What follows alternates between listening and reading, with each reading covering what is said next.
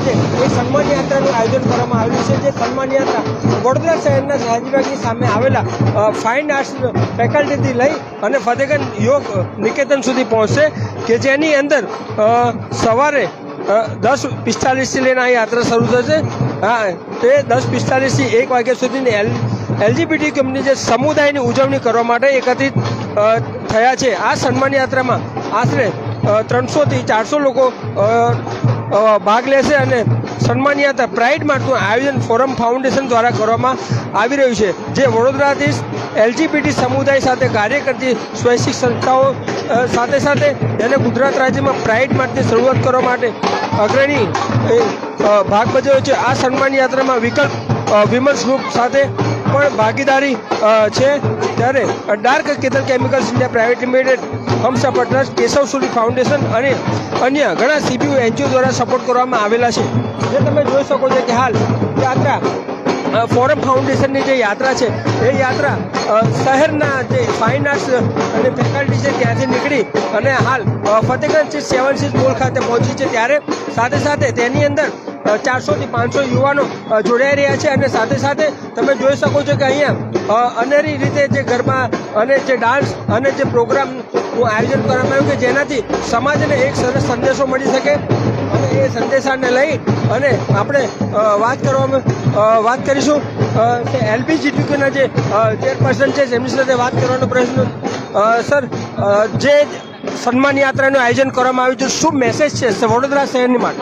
આ મેસેજ બધા સમાજના લોકોના માટે છે કે અમે અમારું અસ્તિત્વ સમાજને બતાડવા માંગીએ છીએ કે એલજીબીટી સમુદાય પણ ભારતના દેશનો એક હિસ્સો છે। અમે પણ ભારતના નાગરિક છે અને ભારતના બંધારણમાં એવું જણાવ્યું છે કે બધા જ ભારતના નાગરિકને સમાંતર હક મળવા જોઈએ। બધા જ ભારતના નાગરિકને જોડે કોઈના જોડે પણ ભેદભાવ નહીં થવું જોઈએ। એટલે અમે પણ ભારતના નાગરિક તરીકે અમારા હક માંગીએ છીએ કે અમને અમારા માનવ અધિકાર મળવા જોઈએ, અમને ઇક્વલ રાઇટ્સ મળવા જોઈએ, અમને right to education, right to health અને રોજગારી પણ મળવી જોઈએ, એ અમારી માંગણી છે અને અમે અમારો ઉત્સવ આ યાત્રા દ્વારા અમે ઉજવી રહ્યા છીએ। જે રીતે આપણે સાંભળ્યું કે જે ચેરપર્સન છે તેમને એક યાત્રા દ્વારા વડોદરા શહેરના તમામ નાગરિકોને તરફ પહોંચાડવામાં આવી છે કે એમના જે હક છે એ હક એમને સુધી પહોંચતા થાય। અને જે રીતે તમે જોઈ શકો છો કે અત્યારે જે રીતે એક ઝંડાને લઈને એ લોકો જે તમામ યાત્રીઓ જે ભાગ લઈ રહ્યા છે, સાથે સાથે એ બી તમે જોઈ શકો છો કે અત્યારે અહીંયા ઢોલ નગારા સાથે આ યાત્રાનું શરૂઆત થઈ રહી છે। અત્યારે આ યાત્રા હાલ ફતેગંજ 7 સીઝ મોલ ખાતે પધારી રહી છે, ત્યારે અલગ અલગ જે એલજીબીટીક્યુના જે હોદ્દેદારો અને સંસ્થાના જે ઉમેદવારો છે તમામ અહીંયા આ રીતે પોતાની ઉજવણી કરી અને વડોદરા શહેરના તમામ નાગરિકોને એક મેસેજ આપવા માંગી રહ્યા છે। મેસેજ દ્વારા જે ઉજાગર કરવામાં આવી છે, ઉજાગર કરવામાં આવે છે અને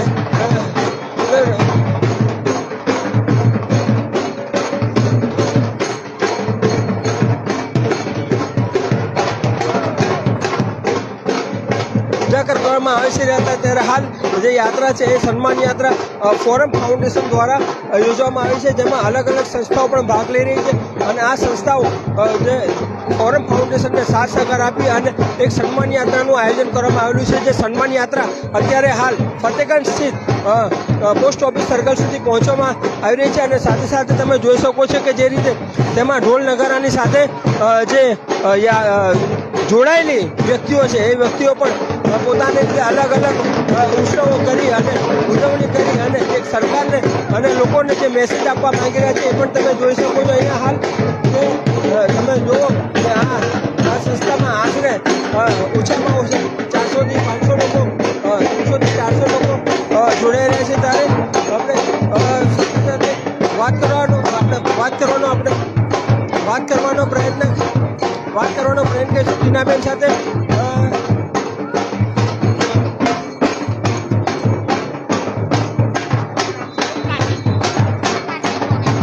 આપણે વાત કરવાનો પ્રયત્ન જે એલજીબીટી જે સભ્ય છે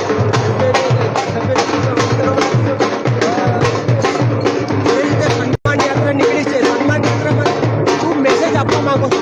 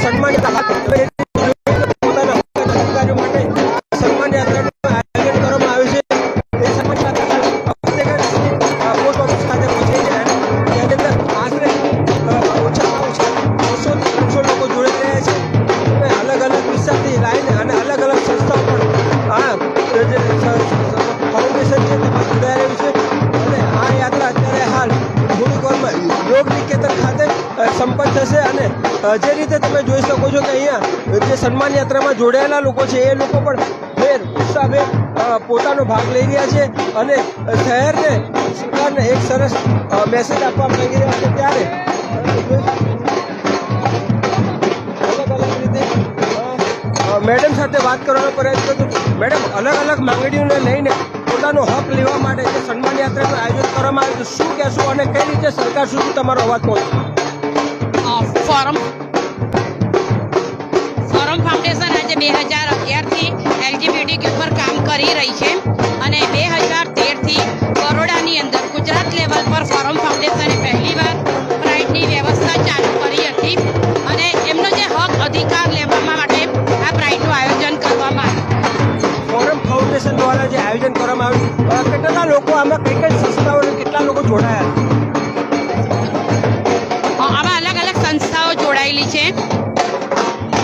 ફોરમ ફાઉન્ડેશનની સાથે બીજી ઘણી સંસ્થાઓ જોડાયેલી છે જે એમનો પોતાનો હક અધિકાર લેવા માટે લડત લડી રહી છે અને સરકારશ્રીને બી અમારું એ નિવેદન છે કે જે આપણી આમ જનતાનો હક અધિકાર છે એ હક અધિકાર આ લોકોને પણ મળવો જોઈએ.